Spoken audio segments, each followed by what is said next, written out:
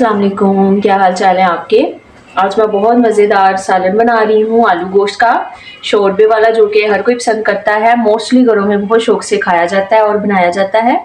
और ये मैं मटन के साथ बना रही हूँ। मैंने आधा किलो से थोड़ा कम मटन है मेरा, 400 ग्राम, और 1 पाव आलू है।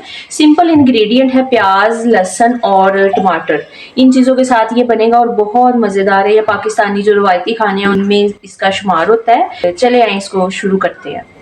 मैंने एक प्रेशर ले लिया है, मैं प्रेशर में बना रही हूँ। पहले मैं मटन डाल दूंगी इसमें, प्याज चली जाएगी। 2 मीडियम साइज की प्याज है, इसको मैंने मोटा मोटा काट लिया था। 8 से 10 जर्रे लहसुन के, 3 दरमियाने साइज के या 2 बड़े साइज के टमाटर डाल लें। मेरे पास फ्रीज थे तो मैं यही यूज कर रही हूँ। अब इसमें पानी जाएगा, 1 गिलास मैं पानी डाल रही हूँ।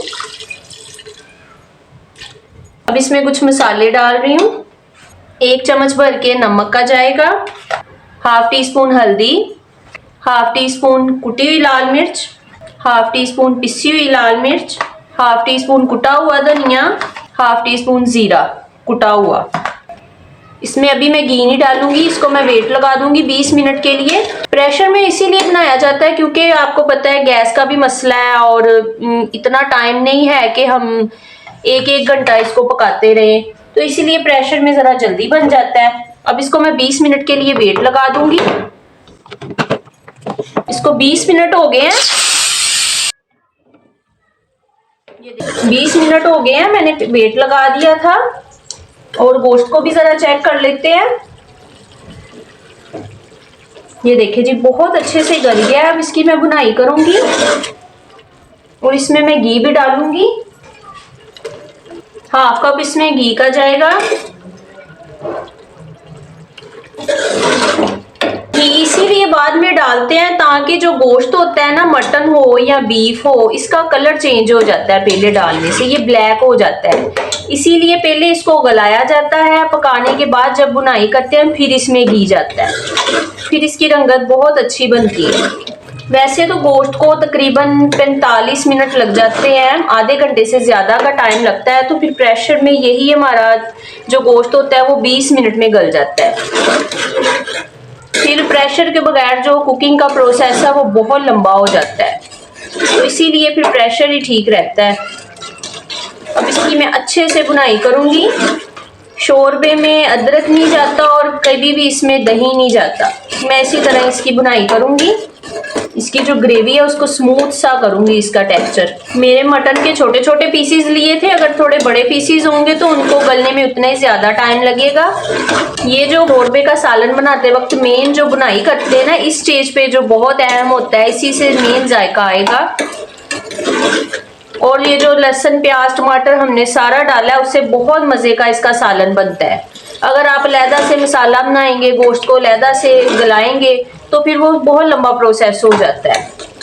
इसीलिए सारा कुछ इकट्ठा डाल के वेट लगा दिया और बहुत अच्छा मजे का सालन बन जाता है और जल्दी बन जाता है।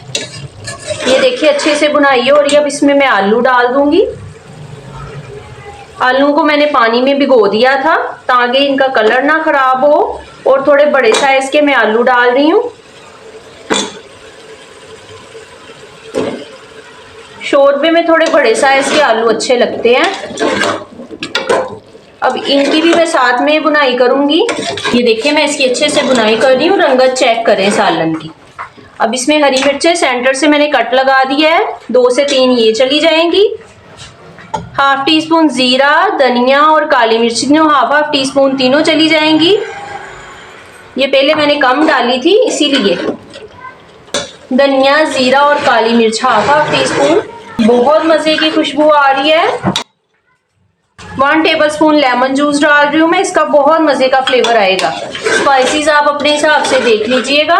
ये देखें ये ऊपर आ गया है, मसाला मेरा अच्छे से भून चुका है, बड़ी मजे की खुशबू आ रही है। अब इसमें मैं पानी डालूंगी।